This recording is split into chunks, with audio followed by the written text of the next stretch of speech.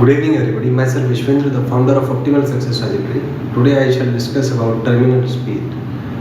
So whenever a solid sphere is moving in a fluid, then resistive forces acts on it because of the viscosity, and the buoyant force also act on the sphere, and after a certain time the body attains a constant speed which is called the terminal speed. We shall derive the expression for the terminal speed of the body. So let's look into the things with proper perspectives.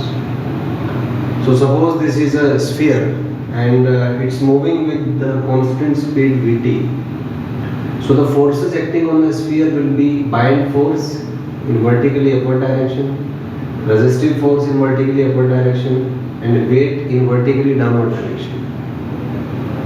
And we know that if velocity is constant, then acceleration will be zero. So net force will be zero. That means resistive force plus buoyant force minus mg is equal to zero.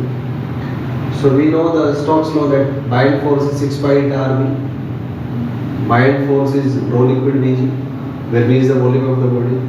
M will be rho solid into vg. So after all the calculations, we have the expression for terminal speed as 2g r square by 9 eta rho solid minus rho liquid. Now let's look for the graphical variations. So the first thing is terminal speed is proportional to r square if rho solid and rho liquid are constant. So the graph will be parabola between terminal speed and r. If you look for the graph between Vt and r square, that will be a straight line. I assume that r square is equal to x. So that will be a straight line variation.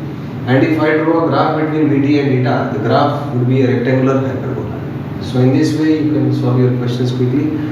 Always do remember, whatever information you learn, whether it's one word, one line, one para, one page or one book, make sure you learn it in a format, in a way that you are able to retrieve it as and when needed. You learn anything, but if you are not able to retrieve it when it is needed, then all the information are of no use. So work on quality of information in your quality of mind. Then you will be able to be successful in today's dynamic world. Thank you and have a nice day.